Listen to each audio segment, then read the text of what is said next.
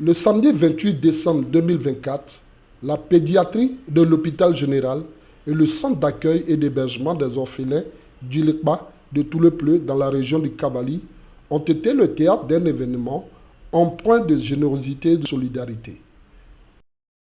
Beibo Marie-Louise épouse John, une femme engagée et bénévole de la région, à l'image de son mentor, la ministre Anne-Désirée Oloto, a effectué de nombreux dons composés de jouets, de pâtes alimentaires, de produits d'entretien, de riz et des bidons d'huile en faveur des enfants hospitalisés et du personnel médical, ainsi qu'à cet orphelinat qui accueille des enfants orphelins et en situation de vulnérabilité.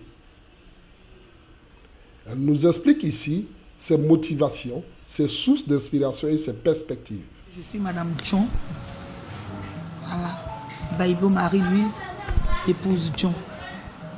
Je suis fille de Toulepleu, je viens de Nézobli. À la base, j'aime les enfants et aussi ça y est dans la Bible. Dieu même nous dit qu'il est le père des veuves et les orphelins. Et quand nous sommes chrétiens, quand on se dit chrétien, qu'on fait la volonté de Dieu, ce que Dieu a choisi, ce que Dieu aime là, ce que Dieu a privilégié, je le veux voir qu'il est le père des veuves et les orphelins, qui n'ont pas de soutien, qui n'ont pas de moyens. Dieu est leur soutien. Et si nous sommes chrétiens, nous devons faire pareil. C'est ce qui m'inspire. Et puis j'aime les enfants. Moi aussi, je suis orpheline. Je n'ai plus de papa. J'ai perdu mon papa et j'étais en classe de CE1. Je suis restée seule avec ma maman qui a tout fait pour moi aujourd'hui. À qui je rends même hommage. Elle vit, mais quand je pense à là où on est passé, et puis je suis là aujourd'hui, je connais la souffrance des enfants, surtout des orphelins, qui sont entre les mains d'une maman qui s'est portée volontaire, elle n'est même pas de Toulepleu, et elle a vraiment décidé de faire l'œuvre de Dieu en s'occupant de ses enfants-là. Elle n'est pas rémunérée, elle n'a aucun emploi. C'est tout à fait normal que nous, les fils et filles de Toulepleu, nous lui apportons notre soutien. C'est ce qu'on essaie tous de faire d'ailleurs. Et moi, à ma manière, c'est ce que j'essaie de faire. C'est pourquoi je ne les lâche pas. Ça fait la 4e année. La première fois quand je l'ai vue, je lui ai dit que je n'allais pas la lâcher. Et de bouche à oreille, on allait en parler aussi autour de nous pour que vraiment on soit nombreux là à lui venir en aide. Et c'est un vœu que je fais. C'est ce que je respecte. C'est sur fonds propre. Je n'ai jamais écrit de demande pour envoyer à qui que ce soit. C'est sur fonds propre. Quand je sais que je vais passer à telle période, je commence à mettre de côté quelque chose. Si je vais au marché, j'ai vu une poupée, ça me plaît, je dépose. J'ai vu tel habit, ça me plaît, je dépose. Un peu, c'est ce que je fais. Je n'ai jamais adressé de courrier à quelqu'un. Je n'ai pas de soutien comme ça de quelqu'un. Je le fais. Mon mari aussi me soutient dans mes idées. Parce que c'est quelqu'un aussi qui aime vraiment aider, qui aime vraiment les enfants. Partout où on va, notre maison est remplie. Partout où on va, notre maison est remplie. Que ce soit au village ici, que ce soit à Abidjan. Donc, on vit comme ça. C'est notre quotidien, au fait. Et c'est devenu notre coutume. Nous plaisons ici. Voilà. À la longue, on peut faire de ça une association pour que ça devienne quelque chose de grand. Parce que pour l'heure, avec mon soutien, mes moyens, ça ne peut pas couvrir tout le monde. Ça ne peut pas couvrir tous les enfants. C'est pourquoi j'ai vraiment ciblé l'orphelinat, l'hôpital, pour ceux qui sont malades. Mais pourquoi pas faire de ça une association, une ONG qui va vraiment sur qui vraiment les enfants vont avoir de l'appui. À l'hôpital, une centaine, parce que quand on est parti, on a servi à la maternité, en pédiatrie et le reste. Bon, j'ai fait cadeau au personnel pour qu'ils emmènent aussi à leurs enfants. Voilà, avec le repas. Et maintenant, à l'orphelinat, là, c'est plus de 200 à 300. Parce que je me suis pas attardée seulement sur l'orphelinat, puisque la maman, elle est dans un quartier aussi où il y a des gens. Il y a le quartier de nos confrères, les Burkinabés. Leurs enfants aussi sont là, ils sont un peu dans des situations de précarité. Donc j'ai demandé à la maman de les faire venir. Et donc tous ces enfants-là, ils étaient là ce jour-là. Donc on a vraiment partagé. Et à l'orphelinat, j'ai fait aussi un don en produits sanitaires. Parce que les enfants tombent beaucoup malades. La maman seule, ne sachant pas quoi faire, souvent elle est vraiment perdue.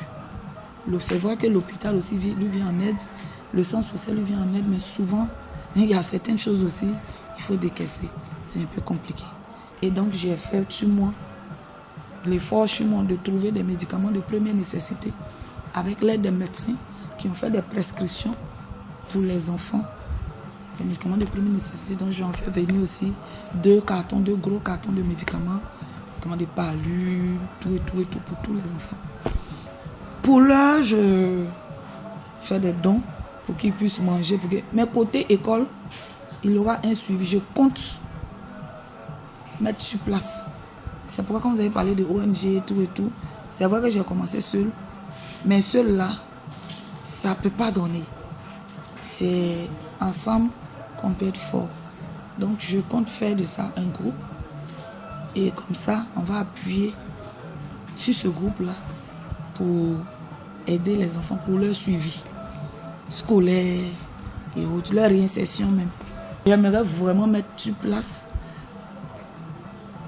dans laquelle nous tous, on allait interagir, toutes les autorités de la ville, les cadres élus de la ville, en faveur de ces enfants-là. Parce qu'il y a beaucoup à faire à tout le bleu. Les élus et cadres seulement ne peuvent pas faire. Voilà, on ne peut pas regarder le maire seul ou bien madame la ministre seule. Elle ne peut pas aider tout le bleu. Il y a beaucoup. Voilà. Et donc si nous aussi on se met en place pour créer ce noyau-là, on deviendra plus fort pour vraiment venir en aide à notre population de tout le bleu, à notre manière. Voilà, c'est une manière aussi à nous d'apporter notre pied à l'édifice du développement dont les élus et cadres parlent tant. Je lance un appel à mes parents de tout le bleu, à tous ceux qui aiment tout le bleu, qu'on se mette ensemble pour vraiment apporter notre pied à l'édifice du développement. Quand la population est à l'aise, quand la population peut s'offrir du pain, quand on peut au moins payer 1 kilo de riz sans demander à quelqu'un, c'est tout ça le développement. C'est tout ça la cohésion sociale. C'est tout ça la solidarité. Et qu'on se mette ensemble vraiment pour booster notre cohésion, cet amour-là qu'on prend tant, mais qui est là sur le terrain. Pour donner certaines idées à pouvoir encore aider. À l'hôpital comme ça, il y a beaucoup à faire. Il y avait des enfants qui respiraient très mal, qui n'étaient pas sous oxygène. Et cela n'était pas vraiment en leur faveur, compte tenu de ce qui s'est passé. Donc il y a beaucoup à faire. Vraiment que Dieu nous donne la force. Que Dieu mette cet amour-là dans le cœur de tout le monde et qu'on se lève main dans la main pour venir en aide à notre population. Mon dernier mot va à l'endroit des autorités de tout le bleu. Je leur dis vraiment un grand merci parce qu'ils font beaucoup pour la population. Ils font vraiment beaucoup pour la population.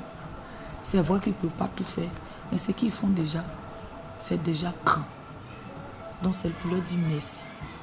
Que Dieu vraiment leur apporte la grâce d'avoir la santé, d'avoir aussi cet amour, d'amplifier cet amour-là et d'achever ce qu'ils ont commencé comme travail bien fait pour la population. Quand on quitte Abidjan, on vient aujourd'hui, on ne dort pas sur la route. Vraiment, nous sommes fiers d'eux, nous sommes contents d'eux qui continuent ainsi, que Dieu leur donne la force et la santé pour continuer ainsi. Depuis près de 4 ans, Bébro Marie-Louise épouse John s'illustre par ses actions.